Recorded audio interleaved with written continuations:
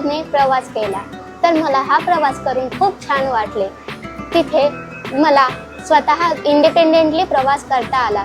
टॅक्टाईलच्या मदतीने मी कोणाची हेल्प न घेता सर्व करू शकले, जसं तिकीट काढणे, मेट्रोमध्ये बसणे, या सर्व गोष्टी मी माझ्या स्वतःच्या केल्या। इथे मला कोणाची आवश्यकता नाही लागली।